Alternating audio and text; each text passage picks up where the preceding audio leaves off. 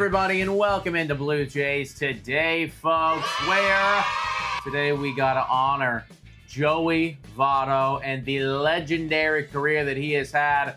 The whole Joey Votto arc was definitely one that involved quite a bit of blue balls because we never actually saw him in Toronto Blue Jays blue, at least in the regular season anyways. And that is something that I desperately wanted to see all year long. I was thinking Canada Day would be good. The Cincinnati Reds series would be good. September call-up.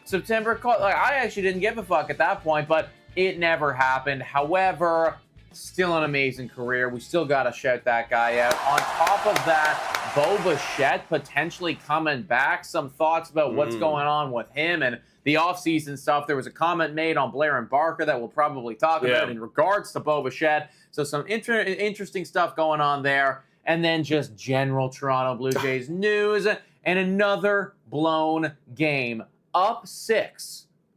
We were live for that. 6 to nothing. And then 11 unanswered runs scored by the Cincinnati Reds. Toronto Blue Jays did tack one extra on right at the end of it. The fake comeback. Did their whole fake comeback thing to make it 11-7. So you can't say that it was 11 fully unanswered to the end of the game. But it was brutal, folks. The bullpen on the Toronto Blue Jays could actually be one of the worst of all time ever in our history as an organization. Definitely, and we're going to look at those stats. Lots of stuff to talk about, folks. I'm your host, Nicholas Blaylock. I'm your host, Adam Peddle. Yeah, I'm already reading some chats or comments in the chat saying, Laura Lee Z, I was looking forward to seeing Votto. So disappointing. I know. I mean, at the end of the day, okay, look, he's Joey Votto. I would love to see him come up and be a guy and just show some morale. But at the end of the day, I think where our organization is heading, it's like we have so many guys that we want to go test out at the big league level. And, if we take away the name value of Joey Votto, if you're just looking at it from guys on a page, probably the best thing for the organization moving forward wouldn't be to bring up Joey Votto. It would just be to kind of bring morale back and have something cool happen. But literally stats on the page, probably not the best thing. However, that being said, I don't even care at this point. The season's a wash. So I would have loved to see it happen, but I understand the decision right there. Let's take a look over and look at the Joey Votto. There's some comments out there where Joey Votto kind of came out afterwards and talked about his retirement. Such a cool guy, man. Cool guy. Yeah, I do got to give him a shout out, not only for just the production that he's had on the field, but Joey Votto for years now has just been such an incredible personality in baseball. The fact that he's Canadian is just like an additional cherry on top for me. But I mean, I was seeing old clips of Joey Votto back when he was a Cincinnati Red, talking on the, talking to news reporters and everything. It's just hilarious. This guy has so many incredible tidbits, and I sadly didn't get to, I wasn't a big baseball fan when Joey Votto was at the height of his powers. I was just kind of looking at the Toronto Blue Jays, not really looking at other things, but he made so many people happy and entertained so many people for so long. Fucking phenomenal career, phenomenal guy. And I wish I could have been selfish and asked for that with the Toronto Blue Jays in his final year. But he's officially retired, folks. This is what he said on his Instagram. Go check out our Instagram. We reposted Votto's video. But essentially, he just said, that's it. I'm done. I'm officially retired from baseball, as blunt as it could be in his 8-second video. And I want to bring this up. We talked about this on our Bad for Baseball show just moments ago. Go check that out, guys, as well, for all baseball content. Joey Votto, he ended up going, I don't know if this is going to Salem. He actually ended up going to Rogers Center right after the game to go see his Cincinnati teammates. But he was driving to the stadium, and the Uber driver asked him, are you a player? He said no. I mean, Joey Votto is quite a character right there. Yeah. The moment after he retires, he's no longer a player. No, this is an average Joe at this point. A very wealthy and, soon to be in the Hall of Fame average Joe, but still an average Joe nonetheless. He also made some comment, talking about how it's he would have loved to be playing here for us, but sadly, he's just not that good anymore. No. So I just love the humble attitude from Joey in general. Yeah. This was a comment he made talking about him wanting to come and represent the Blue Jays and put on the uniform in the country that he grew up in. And he said it right here. He just felt like he couldn't. So he said, how can I show up and make it my day, my moment? Here's an at-bat. Here's a game. Here's a stretch of time to me, it's disrespectful to the game. And I also think it's disrespectful to the paying fans that want to see a high-end performance, and I would have given them an awful performance. Now, tell Kevin Kiermaier that. Yeah, literally. Now, I will say, Joey, I don't think fans are coming to the stadium anymore to expect a high-level performance at this point, at least the ones who are diehard, and they know what's going on right now. So you coming in, they don't care if you go, I said this on our podcast, they don't care if you go 0 for 4, Joey. We just wanted to see you play. But here's the thing. He cares. Because he does. Ultimately, yes, he does. I mean, when you get to that level, when you reach that level, in such a competitive atmosphere, professional sports like that, there's the difference between the Hall of Famers and, like, the regular guys, right? And the Hall of Famers, to them, it's like, every at-bat, like, every game, everything, like, the effort that they provide on the field, like, that is what matters. Not the payday, not the accolades, not all that shit. It's like, they want to be the best day in and day out. And when he knows that he can no longer compete at that level, now I guess, he realizes, it is time for me to hang it up because I cannot do it at that caliber anymore. We knew he respected the game so much. That's why he wanted to come back in the first place and play this season. So I think he respects it to this extent too. One thing that's also kind of interesting, everyone's favorite topic of discussion is Mr. Ross Atkins these nowadays.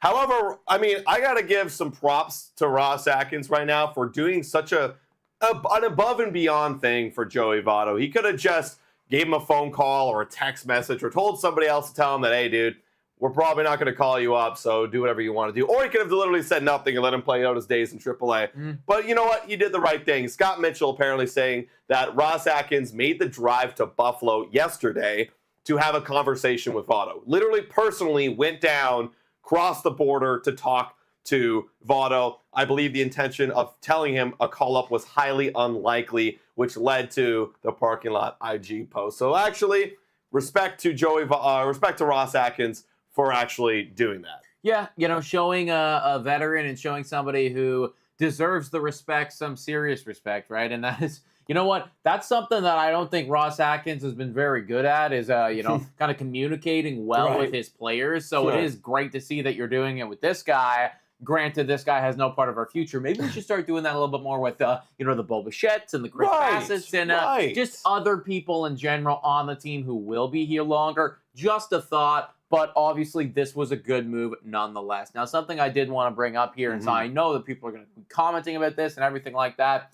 Joey Votto, although no longer a player in MLB, no longer a player for the Toronto Blue Jays, damn, would that guy make for a nice coach or somebody in some type of leadership role on the Toronto Blue Jays? If you want to talk talk about a guy that respects the game and does it right, it's Joey Votto. And I feel like especially that's the kind of guy I'd want talking to the media too. Like if I'm a manager or if he's the manager, he would literally be so straightforward. He'd be like, yeah, we sucked today. Bassett sucked. Honestly, I don't know what we're doing at the plate. We should be swinging at pitches that we're hitting, but we're not hitting them. It's like, I would respect the hell out of Joey Votto. We talked about Russell Martin being a coach.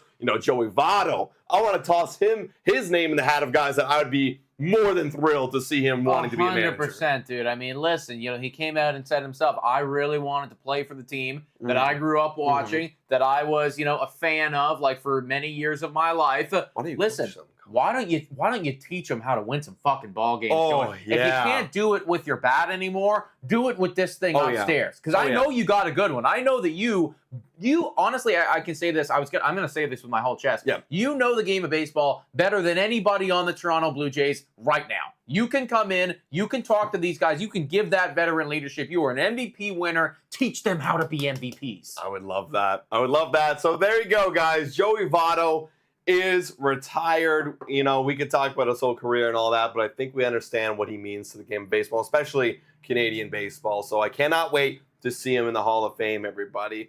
Let's move on. Let's talk about some guys that, I would have said, maybe this guy's a budding, maybe one day Hall of Famer. Maybe he is. Who knows? You never know, man. You never know. Everybody's got a bad year eventually. Exactly. It can all happen. I'm sure you look back at Joey Votto's career. There's one or two stains in there, but obviously the player that you're hinting at here is a Mr. Bo Bichette. Bo Bichette. He could be on his way back soon, guys. There's lots of stuff we got to talk about if he comes back, and also, this offseason and all that. But just to get this started here. Arden Zwelling coming out here and saying that Bo Bichette calf is continuing at baseball activity in Florida. He's expected to begin a running progression in the coming days. So I guess he's going to test out that leg. Bichette could join the Blue Jays as soon as this weekend to continue to ramp up at the Rogers Center before going out on a rehab assignment. So it looks like maybe you got this weekend. Maybe you get sent to AAA Buffalo next week during the Boston Red Sox series. Maybe he comes up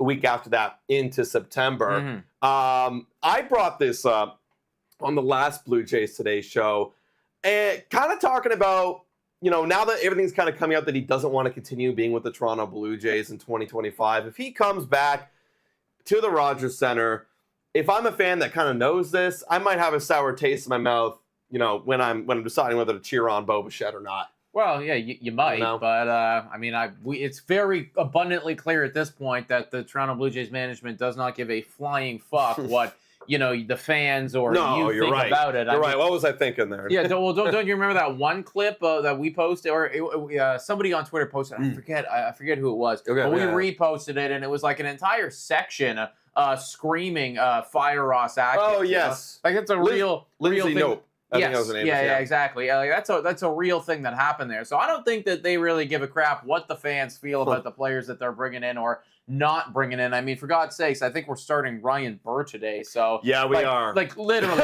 we are so past the point of caring about that. You're right. I think it's more about figuring out, is the right move for him and his value to come up and to play 20-odd games, to finish out the MLB season, or is the right move for him and his value to keep him down there, stay in the minors? It feels like they're starting to lean on the side of, we want to see those 20 games. Yeah, I guess so, because if you're thinking about the roster right now, I mean, September call-ups are right around the corner. You could argue maybe we want to call up another guy, maybe a Jonathan Clase, for example, on the position player side of things.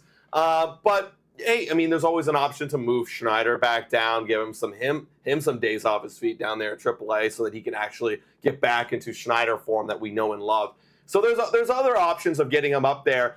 It feels like that's where they're leaning, and they're going to make it happen just because they have the flexibility now. And maybe they're thinking, well, in case we don't, have this guy or we don't trade this guy, maybe let's get him just back up to speed, get his confidence back. You know what I'm saying? And have success at the big league level. That's a whole other thing. His confidence was at an all-time low. Right. If you shut him down for the rest of the year, he doesn't know. You know what I mean? If he could do it again, maybe you're part of him. But if he comes up and does well, then maybe that confidence is a little bit restored. But again, on the other side of things, maybe it's not. Yeah, exactly. If he does bad. I mean, I guess the way that I look at it is like, I personally think I would shut him down completely, because I think that the odds of him coming up and immediately playing the way that he did in previous years is very low, considering like what you're saying. There could be some fans that are pissed off at him. The media coverage hasn't been very kind to Bo Bichette recently. On top of all of that, he has been hurt for a large part of this year. And then on top of all of that, when he was healthy, he was playing like ass. And then on top of all of that, a lot of teams are ramping up for the postseason, and they are really in the swing of things right now. You're starting like effectively back at zero, and it's almost September right now. So like people are just so far ahead of you at this point. So I'm personally looking at it in the sense of, I feel like the chances of him coming out and batting 300 for that 20-game stretch and being around like a baseball is less likely than what I think is going to happen, which is he'll get a couple hits, but he'll be swinging at some garbage stuff, and maybe he'll make an error or two defensively speaking, and the numbers will kind of just be where the numbers had been all year long. I wonder if he's struggling. I wonder if he's struggling in his rehab starts, that you realize like maybe let's not call him up because he's even struggling in AAA. I think you got to wait for him to cook. There is really so many ways to handle the whole Bo Bichette thing. There's so many ways. I'm kind of with you though, personally. Just shut him down and have him actually work on things. Now that he's actually healthy, sure, you're working on things to get back into full health, but now go figure out why you were struggling for so long at the big league level this year. Yeah, no, I just don't think that the juice is worth the squeeze here, because, I mean, if you're really thinking about going out and trading him this offseason, right, like, even if he came out and he had, 20 to 15 games where, like, he looked a lot like Bo Bichette previously, I don't really know if that raises his value too much or does a whole lot for you. Like, I think Maybe, you maybe already not. know that you're going to be starting with him next year anyways, regardless of whether he sucks in those 20 games or not. You know, it's like, you know, if you don't trade him, he's going to be on your team. And then you're also kind of risking some injuries. And then on the flip side of things, if he's absolutely terrible, like, it's also going to be even harder to trade him. So I don't know. Again, I don't think the juice is worth the squeeze there. It feels like they're going to do it anyways. I liked what you said, though, about the whole rehab starts and everything. Like, if he is totally cooking, you know, in the couple starts that he does have, he looks incredible. He's hitting the ball with authority.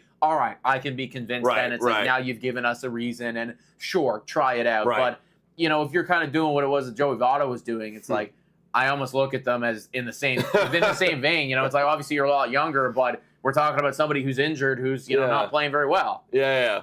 No, I hear what you're saying. Now, I want to explore a little bit of that postseason, or not postseason, LOL, we're never going to get back there. The off-season conversations of Bo Bichette and the trade. Now, last time we talked about it was from the Bob Nightingale report that the Blue Jays would explore trade options with Bo Bichette. But then we had a commenter, and we haven't found yet the exact quote, but there was a comment out there that maybe on the Blair and Barker show there was a report from, who was it? It's either John Morosi or John Haven. One of the two Johns went on the show. If somebody can find the clip, that'd be great, because somebody just kind of messaged it to us. But effectively, one of the Johns was talking about how Bo Bichette's value, in their opinion, is non-existent, and because of that, Ross Atkins is not going to want to trade them. And I do think that there's definitely something to be said about the lack of a market that might be there for Bo Bichette, because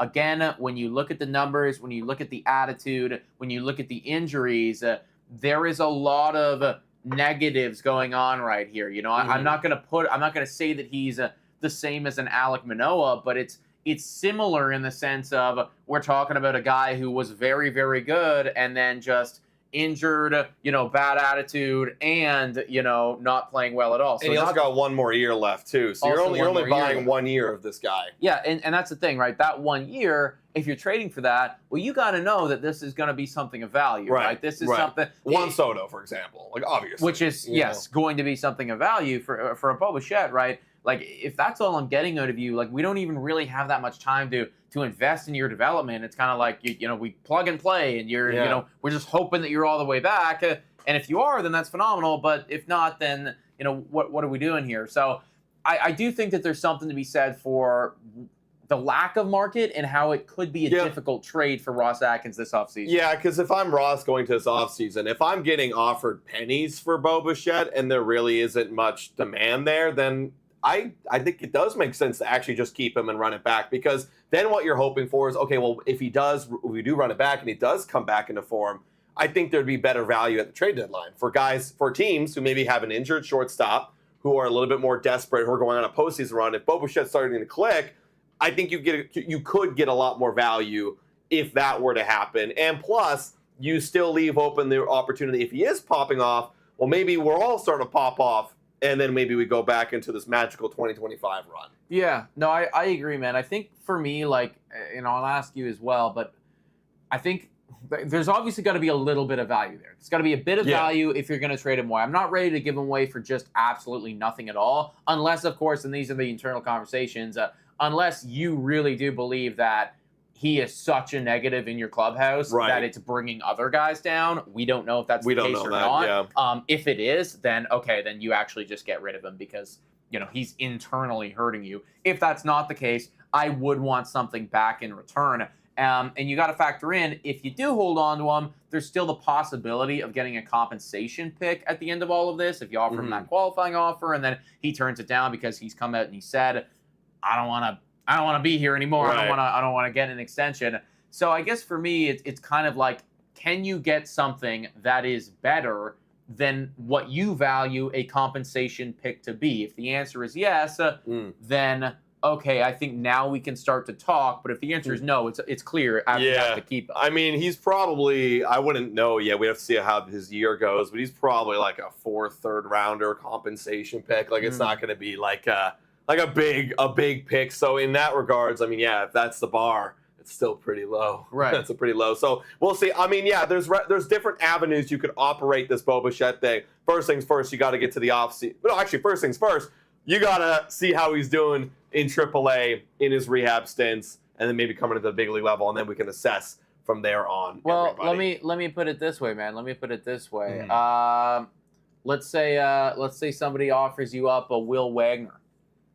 Do you accept that for a Bo for Bichette? a 19th He's overall. 19th overall ranked prospect in our system. Granted, he is cooking right now, so that could affect the bias just a little bit. Would you accept somebody like a Will Wagner to, for Bo Bichette? I think you could probably hang on to him, and if he pops off more near the trade deadline, you could probably, because you could probably get that compensation pick, Will Wagner, esque levels. I'd probably hang on to him and wait for the trade deadline next year, hoping that he's back to form. I think if Bo Bichette was prime Bo Bichette again next year, even with only 2 months left on his deal, I think somebody would pay a better pick. Oh, yeah, okay. If Bo Bichette is up there for leading hits and everything, then absolutely, that's somebody that you want on. You're going to bat 2, and he's going to help you win a chip or something like that. He needs to do that though to get that type of value. There's more value I think you could get, whether it be from a pick, whether it be from helping your team win again, whether it be a compensation pick, then just like dumping him this offseason just to dump him. Right. Unless, again, like you said, there's some other miscommunication, maybe he demands a trade, etc. Things that we don't really see yet. Yeah. Okay. No, I see. I just wanted to kind of gauge where we're at right now, value-wise, as terms of what it is that we as fans would be okay seeing Bo Bichette go for. I do tend to agree with you. Like, I think I'd want somebody a little bit better than in the prospect pedigree at least. If you could get into that conversation of a top 10 prospect in somebody's system, I think now I seriously start to listen. If I'm Ross Atkins of the Blue Jays. I would agree. Actually, speaking of Will Wagner, I wanted to just make a quick conversation about Will Wagner. I mean, God, yes. I mean, like, this guy's been absolutely phenomenal. And if you look over at Baseball Savant here, they don't obviously have him in the percentile rankings yet. But what I love about Baseball Savant, they have it like, this is where he would be if he continued at this rate. And you can obviously see the Holy Mother of Jesus. Like, that's phenomenal. I do not think that this is Will Wagner, but prove me wrong, Will. But he's been doing great. He's been doing great as of late. The numbers have been looking great. The average of 417, the OPS obviously phenomenal. We're hoping this is not another Davis Schneider story where the league eventually adjusts to him and figures him out. Because I've been watching, and as many of you guys have been watching his at-bats, they've been pretty pristine. That's the one thing I didn't really notice about Davis Schneider off the top, was the same thing I noticed about Horwitz. The pristine at-bats. We are not chasing pitches. We are guessing right. There's been a lot of pitches on like 2-2 counts, 1-2 counts, where they'll try and get like a changeup away to him because he's a lefty. So all these righties will go change up away. And he recognizes it. Like, he'll start at the bottom of the zone and it dips away. And he commits to it with his swing, in terms of the load and the stride, but then he doesn't engage the hands and continue his barrel movement. So he's reading it really well and then getting his pitch. And he's been hitting pitches all over the strike zone. When he first came up, it was kind of center, but he's been hitting all sorts of pitches and hitting them hard on a line. So there's a lot of positives with Will Wagner. How is it too early though, however, Nick, to be like, this guy is him and he's a locked-in player for next year? Of course, it's way too early for that. It's way too early for that, man. But I think that if you can continue, and I don't think you're going to finish with a 417 batting average or anything like that, but if you can continue to have good at-bats and hit the ball with authority like you're doing right now, I think that you are, similarly to Davis Schneider, in that same conversation next spring training for maybe a starting role with us. You'll be competing, because even Davis Schneider, after the incredible stretch that he had, 2-month stretch that he had at the end of last year, there were still conversations of whether or not he's actually going to be playing with us in 2024. And he kind of needed to once again prove himself in the spring training. And then obviously he got the job and he's been with us ever since. So Will Wagner is kind of in that similar boat where you have a serious opportunity right now to earn your spot for next year, but you got to keep doing it because there are so many other players who are vying for positions right now. Loper Fido is in there. We haven't seen him yet, but Jonathan Clase, he's going to want a little bit of action. Like, there's so many. Addison Barger, like fucking Jimenez. Like, the list goes on and on and on about like potential Toronto Blue Jays. And that's why it's so really hard to predict what our team's going to look like next year, because we don't even know, like, other than Vladdy and Varsho and Springer, like, Who the fuck is going to be in the lineup next year? Yeah. I don't know. Well, let's briefly talk about that. We were kind of flirting with that idea last night. I mean, yeah, Varsho, Vladdy, Springer, Kirk. Those are the locked-in guys Pretty much, now, in our lineup. In terms of the outfield, I mean, you have that left field spot. You got Loperfido dancing around there, and that's like kind of it. Then you have like Barger maybe playing right field.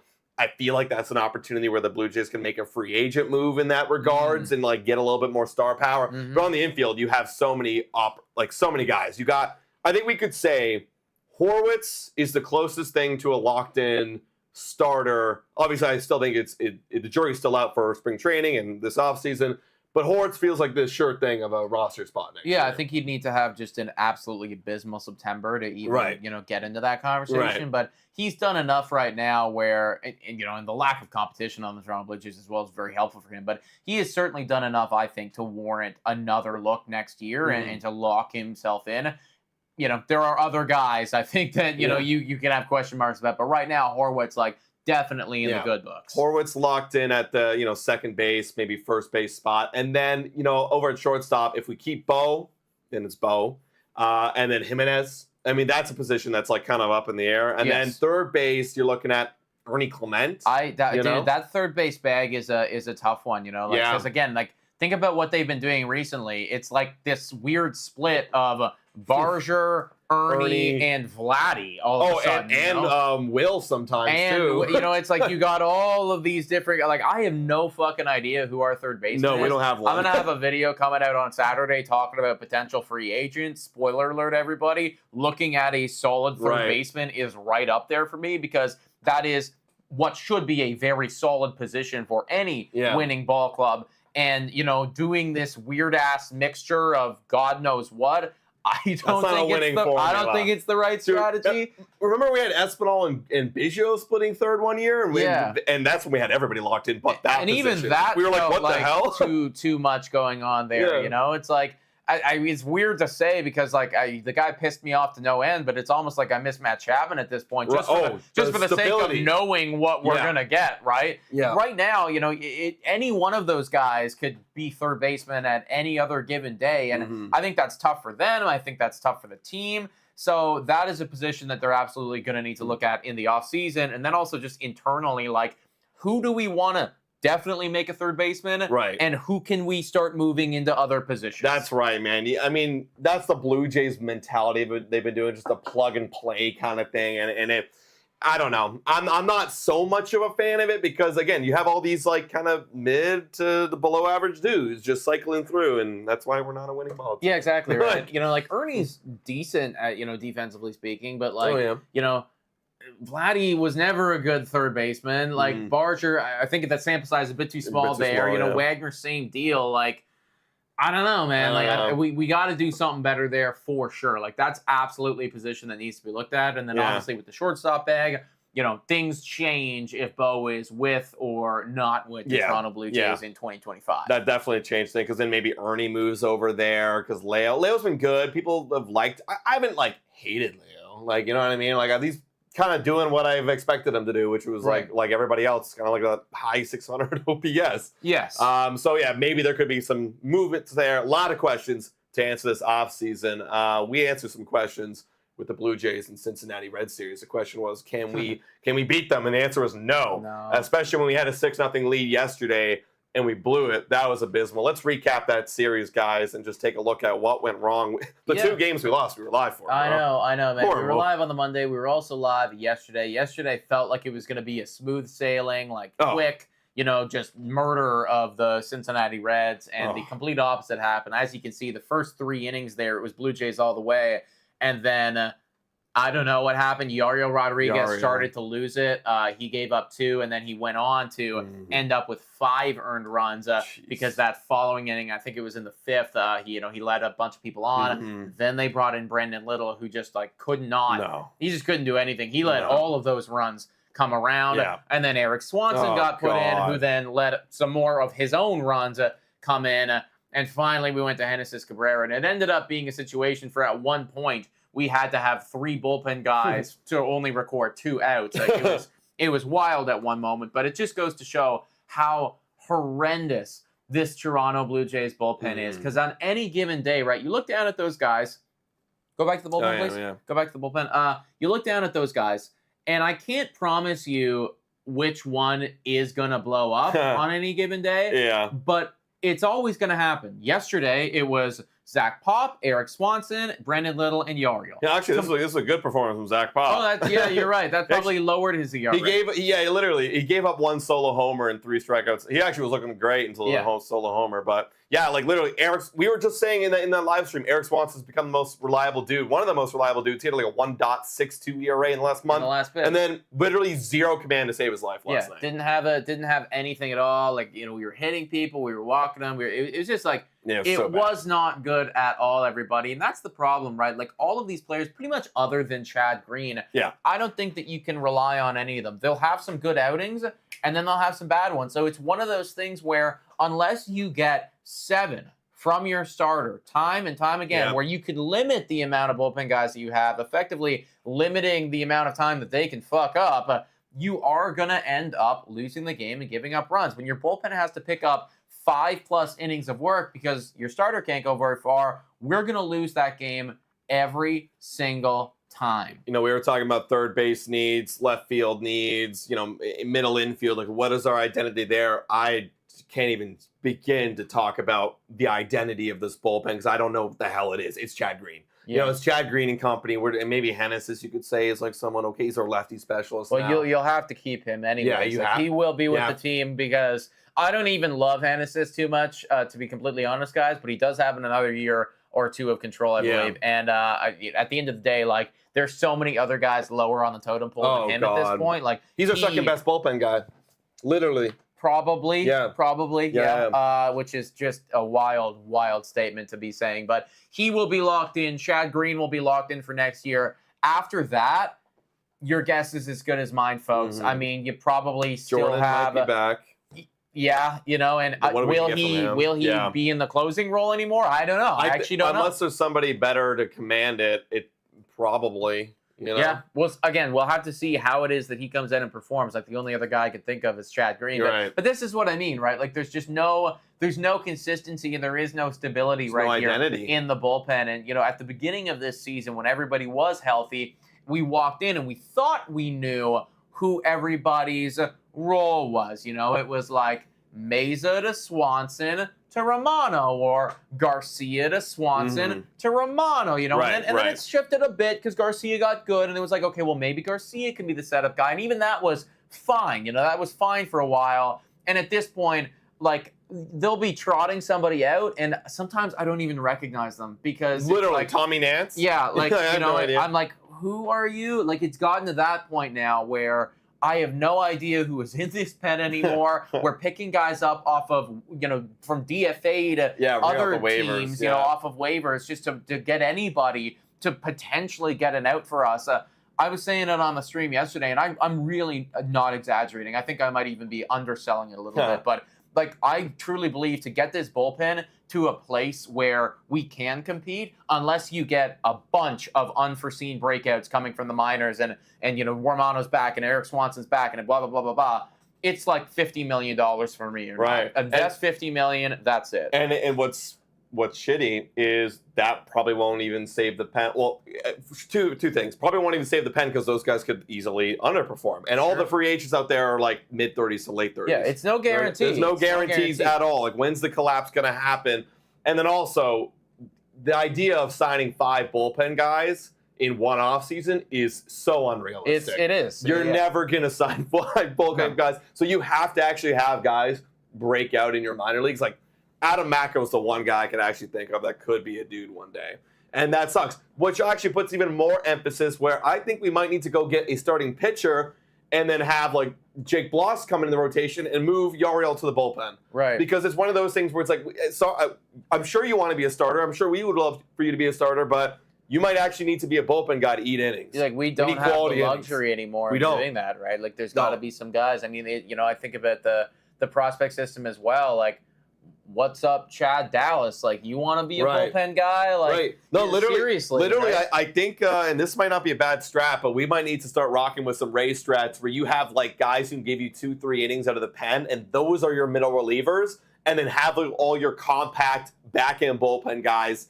Have a few of them, have like 4 of them, and then literally have like 4 long guys. Like have Yariel, Bowden, who else could even do it? I mean, sign back Yarborough, whatever, right? Like literally that is the strat now. Yeah. I really don't know how you fix it and how you make it better. And I think that for me is the biggest hurdle in my mind, anyways, of being competitive in 2025. Like I can see a reality where the starters bounce back enough to be good. I struggle to without signing money, but I could see a reality where the hitting can get good enough. I can see a reality where they're like if we top bring in 15. Yeah, like that's what I mean. Like you're not going to be not going to be top 10. You're not going to be top 5, 12. But like, and that's I think that's where we're kind of the seat. Like you're really hoping things need to happen here. Yeah. But I could see it. I see no reality for this bullpen where it's at right now to be even better than 25th best in baseball. Like we're talking bottom feeder. So that is going to need to be a major point of interest at the offseason. Agreed, man. All right, let's talk about this upcoming series. That's why we're going live on this Thursday, guys, because the LA Angels series is going to be starting tonight. And who's starting? It was a bunch of TBDs yesterday, but it is going to be Ryan Burr. Can you believe it? Ryan Burr is going to be starting for the Toronto Blue Jays, a guy with a 5.40 ERA, whip of 1.25. He's pitched 18 innings. I don't know if he's ever pitched multiple innings. Is he an opener? I know Yarborough's going to be jumping off the back of him because this will be the 3rd game in his career that he's ever started. Oh, Jesus. So like it's not. Okay. Yeah, I don't even. I mean, I know that we're gonna preview every game and everything like that. I genuinely don't even need to see. I don't need to see who we're up against in any capacity because this is not good. No, I think I think we're facing Tyler Anderson. He's kind of bad, but I literally don't care. I don't think our bullpen got burned yesterday, and you're gonna have Ryan Burr and Yarborough going to start. So with that being said, guys, I already know what my bet's on. So let's give a big shout out to the sponsor of this Blue Jays Today show.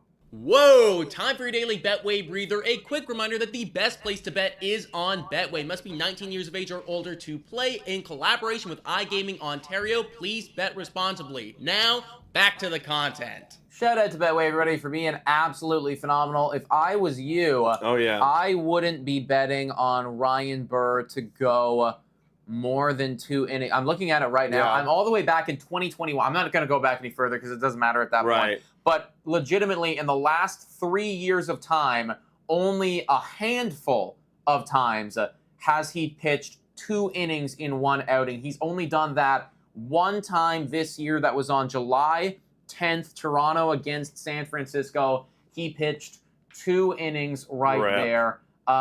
Every other time, it's been 1 or less than 1. Most of the time, it is actually a little bit less than 1. So that goes to tell you something. But this is not somebody that is going to give any length, meaning that it is going to be serious bullpen day today. Oh, yeah. And even though it's the Angels, it doesn't matter. It's Ryan Burr, right? And he actually doesn't have a line yet, like a pitching prop. But if a pitching prop does come out, I would smash that, guys. Whatever that line is for under and outs. Yeah. But easy one here. Angels win. It's great odds. 2.5 multiplier. I think we're gonna get destroyed. You're kidding. Yeah. They are the favorite. Or excuse me, they are the underdogs. We're the favorites. Jesus Christ. They don't even know. They must not know. They must not know. They must not know that Ryan Burr. So, guys, hop on it now. If you're on Betway, this is great money opportunities. They must not know, everybody. Yeah, it feels like a Blue Jays loss tonight, everybody, which would, certainly suck. But we're going for the Ethan Holiday sweepstakes, baby. That's right. Moving on to the Friday, folks. Hound on the mound, Chris Bassett up against Kochaniewicz. Oh my God. I have no idea. Can't pronounce it. But Chris Bassett, certainly a bit better than that other guy there. Yeah. Bassett, has he been good? Struggling. Okay, that's what I thought. That's what I thought. He had 1 good outing against Baltimore, but 3 earned runs against the Cubs.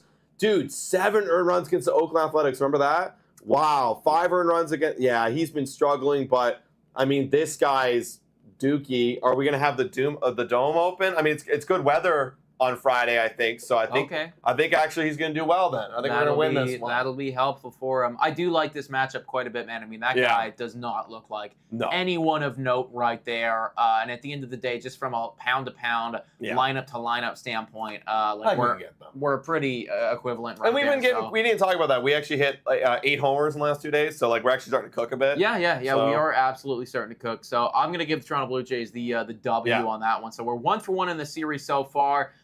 Third game right here, Fulmer up against Francis. Francis has been playing some very good ball recently, folks. The last month of baseball or so has just been phenomenal for him. The best that we've seen. I mean, as you can see, 2 earned runs on August 7th, but other than that, it's just been quality from Bowden Francis. So, I mean, I'm not going to bet against the kid, especially when you're up against a guy who's 0-4 this year. Yeah. So I like our chances on this one too. I'm going to W here. We're 2-1 so far, and then we finished the series on Sunday. Gosman against Tyler Anderson. Yeah, quality guy right there. Gosman also quality, but you never know what you're going to to get with him. It's a good outing. It's a bad outing. It's a good outing. He's been good lately, actually. He's been good lately. I'm not gonna lie. Didn't the last one he give up a couple? Probably. I thought we might have watched it, and he gave up. He gave up 3 and 5. 3 and 5. So yeah, but then other than that, honestly, he's been going long. He's been doing good, but I don't see us winning 3 or 4 with this. No, not on the road. Excuse me. I thought we were on the road for a second, but 3 or 4. Not in general. 3 to 4. I think it could happen. I think it's more likely than us losing the series, losing 3 games in the series. But I'm going to say we split Tyler Anderson's quality after facing all this garbage pitching. We're going to be blown away and what the hell, Tyler Anderson? I do agree with you, folks, meaning that our record would be 61-70 at the end of this series. Now, before we hop off the Blue Jays Today Show, just a major quick shout out here to Tankathon. Yeah. Because we're following along with this now, guys. This is where we're at. Toronto Blue Jays right now currently have a 5.55% chance for that first overall selection, meaning Ethan Holiday next year. They lose tonight. Texas wins. We now bump up a spot, and we're at 7.83%. So we're going to be following along with the Tankathon for the remainder of the season, folks. If we're not going to be good and we're not going to, win ball games, that's okay as long as you can overtake some of these teams. If LA, for instance, actually did want to go crazy and sweep us, that would be major in the Tankathon. Yeah, because they're right there. They're right there. They would go 58, and they'd start to get closer. Yeah. But yeah, we'd be within 1 game, and we'd be huge. I think we'd probably drop all the way down and meet them. We'd probably be 4th or something like that, So again, not cheering for a sweep, but if worst possible case scenario did happen and they did do it, not the worst case outcome. Not at all. Hey, this is what we're going to start doing here, guys. New segment on Blue Jays Today Show. We're going to simulate the draft lottery every single time. Let's keep record of how many times we get Ethan Holiday. Who's with us? All right. Who's with us? Man, give me Ethan. Let's see if we get Ethan Holiday. Where we are in the standings? No, we actually are 7th. We would drop down a spot. It would be the Rockies getting Ethan Holiday, ruining his career. Yeah. Oh, that's tough. That would be the worst case outcome for everyone. I know, I know, right? Just don't make it the Rockies, man, because he's not going to have any fun over there, folks. Damn. But that was the Blue Jays Today Show, folks. Let us know in the comments down below what you thought about Joey Votto retiring, the news about Bichette, and then just the general play of this bullpen and the off-season plans moving forward. So many videos on the way, guys. Stay tuned for them. We will not be live tomorrow night for the game or on Sunday because we are at a bachelor party this weekend, but we will be making up for it next week at some point. Absolutely, guys. Thank you so much for watching. And as always, go Jays, go!